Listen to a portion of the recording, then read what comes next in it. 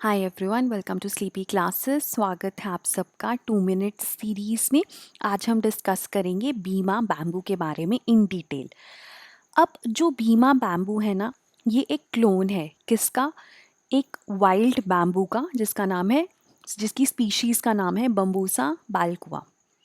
ठीक है, लेकिन ये सुपीरियर क्लोन है। इसकी कुछ खासियत है कंपेयर टू द नेटिव और द वाइल्ड बैम्बू, इसी के कारण हम इसे पढ़ रहे हैं। सबसे बड़ी खासियत ये है कि इसका जो बायोमास है वो काफ़ी ज़्यादा है।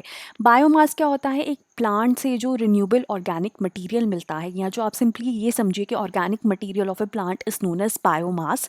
और बीमा बैम्बू का बायोमास ज़्यादा है compare to the wild bamboo, वो बैम्बू जिससे ये बना है। ठीक है, अब Growmore biotech is based out of Tamil Nadu. ये एक एग्री टेक कंपनी है और वहाँ पे एक साइंटिस्ट की कंटिन्यूस रिसर्च के बाद ये बीमा बैम्बू हैज़ बीन डेवलप्ड। और अभी ये न्यूज़ में क्यों है? क्योंकि तमिलनाडु एग्रीकल्चरल यूनिवर्सिटी ने एक ऑक्सीजन पार्क बनाया है जिसमें कि बीमा बैम्बू ही है अपने प्रेमिसेस में इन कोयम्बटूर। उसके पहले भी कुछ दिन पहले ये न्यूज़ में था, क्योंकि जब हम क्रैश बैरियर्स की बात करते हैं ना हाईवेज़ के साइड पे, ठीक है, जो कि स्टील के बने होते हैं, अब बात की जा रही है कि क्या हम बीमा बैम्बू से उनको बना सकते हैं। ठीक है, क्योंकि एक तो ये नेचुरल है और उसके बाद कॉस्ट इसकी काफ़ी कम है compare to the steel ones, right. And at the same time it will also benefit the farmers. ठीक है, सो इसलिए ये तब भी न्यूज़ में था। एनीवेज, अगर हम बीमा बैम्बू के फीचर्स देखें ना, तो ये एक सुपीरियर क्लोन है अपने प्रेडिसेसर का, बैम्बूसा बाल्कुआ का। क्यों? क्योंकि बायोमास ज़्यादा है इसका, ये बायोमास ज़्यादा ईल्ड करता है।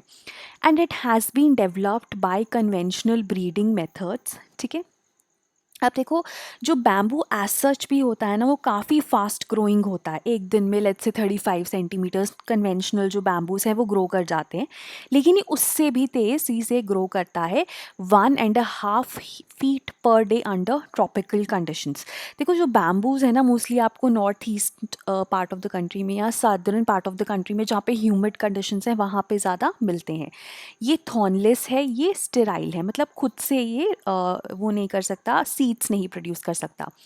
उसके बाद कार्बन सिंक भी काफ़ी अच्छा है। ठीक है, सो इस वजह से इसका रोल क्लाइमेट चेंज मिटिगेशन में भी बढ़ जाता है। A fully grown bamboo tree may also generate 300 kgs of oxygen annually, तो काफ़ी ज़्यादा ऑक्सीजन जनरेट करता है, which may be sufficient for 1 person for 1 year। और उसके बाद एक 4 साल का पुराना bamboo 400 kgs of carbon dioxide को अब्जॉर्ब कर सकता है from the atmosphere, from the surrounding areas. इसीलिए कहा जाता है that it is a good carbon sink. ठीक है, इट कैन, एक एकड़ में जो बैम्बू है, it can sequester 80 tons of carbon dioxide annually.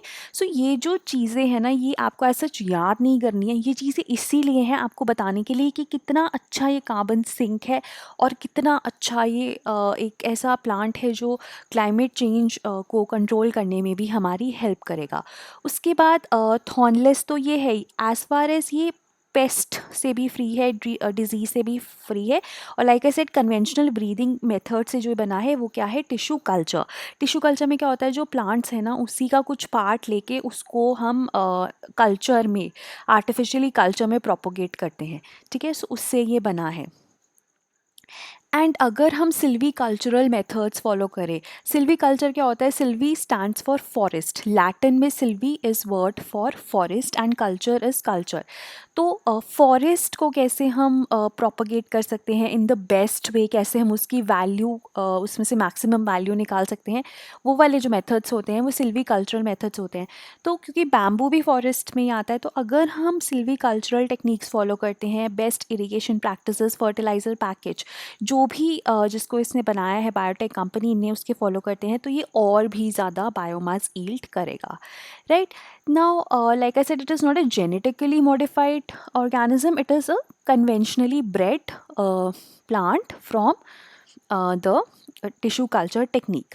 ठीक है, उसके बाद ना कम्स। अब देखो, कम्स क्या होते हैं? जो शूट होती है ना बैम्बू की, उसको कम कहा जाता है। ठीक है, अभी हम नेक्स्ट स्लाइड में डायग्राम की डायग्राम से समझेंगे। ठीक है, सो जो कम्स है ना, जो इसमें कम्स आते हैं, वो मदर शूट से ही आता है, जो मेन मदर शूट है ना वहीं से कम्स निकलते हैं। तो बेसिकली द आइडिया इसकी इतना इन्वेजिव नहीं है ये, ठीक है। कम को लाइक आई सेड जो शूट है, जो स्टेम है, उसको हम कम कम कहते हैं, ठीक है। ये वीट में भी होती है, मतलब सीरियल प्लांट्स वीट्स में भी होती है। अब देखो लाइक आई सेड ये स्टेराइल है, तो ये कोई सीड प्रोड्यूस नहीं करता and it will also not die, ठीक है। ये काफ़ी सालों तक ना प्रोपोगेट करता रहता है, कैसे वो हम नेक्स्ट स्लाइड में देखेंगे, ठीक है। सो अब क्योंकि ये इतना ज़्यादा तेज़ी से प्रोपोगेट करता है, इतना ज़्यादा तेज़ी से ग्रो करता है, तो ये परमानेंट ग्रीन कवर बना सकता है, राइट। सो उसके बाद कम्स हमने देखा सॉलिड होते हैं compare to the conventional bamboo, जो पहली स्लाइड थी उसमें हमने देखा था कि जो इसमें हॉलोनेस है वो काफ़ी कम है, ठीक है। And they do not require replanting, they can regrow. अब यहाँ पे जो राइजोम है, राइजोम भी मैं आपको नेक्स्ट स्लाइड में समझाऊंगी, जो ठीक है। अब ये जो है ये काफ़ी ज़्यादा स्ट्रॉन्ग फाउंडेशन है, तो काफ़ी रोबस्ट प्लांट है। अब देखो लाइक आई सेड कम, ठीक है, ये जो मेन होता है ना, शूट कह लो, स्टेम कह लो, इसको हम कम कहते हैं। अब जो बैम्बू है ना, bamboo is made up of, ऐसे आप देखते हो नोड्स, है ना। तो ये इन जो ये ऐसे मार्क्स होते हैं, इनको नोड कहा जाता है, इनके बीच में जो जगह होती है उसे इंटर नोड कहा जाता है, और जो ब्रांच है वो नोड से ही आती है, ठीक है। और जब ये ड्राई हो जाता है तो काफ़ी ज़्यादा हॉलो हो जाता है। अब लाइक आई सेड देखो ये जो बैम्बू है ना, अब यहाँ पे इसके नीचे रूट्स रहती हैं, राइजोम्स रहते हैं, जिससे कि नए कम्स निकलते रहते हैं, ठीक है। और जो मेन कम है उसी के अराउंड नए कम्स डेवलप होते हैं। तो यही मैंने बताया कि इतना इन्वेजिव नहीं है, ठीक है। सो ये बैम्बू राइजोम्स है ना, यहाँ से ये न्यू शूट्स या जिनको हम कम्स भी कहते हैं वो निकलते रहते हैं। तो जो नीचे का सिस्टम है वो काफ़ी ज़्यादा रोबस्ट है। तो आप देख रहे हो इसमें सीड्स को बनाने की ज़रूरत नहीं है, खुद ही सेल्फ प्रोपगेट होता रहता है। उसके बाद यूजर्स देखो, इसकी जो कैलोरीफिक वैल्यू है कि जब हम इसे बर्न करते हैं तो जो एनर्जी प्रोड्यूस होती है that is similar to that of coal. So it is high energy value, it has low ash content. तो ये काफ़ी ज़्यादा अच्छा एक फीड स्टॉक है for energy generation. Feed stock क्या होता है, जो हम फीड करते हैं और जो बर्न होता है उसके बाद एनर्जी प्रोड्यूस होती है, तो काफ़ी अच्छा है ये। Cement industries are also buying this for their boilers.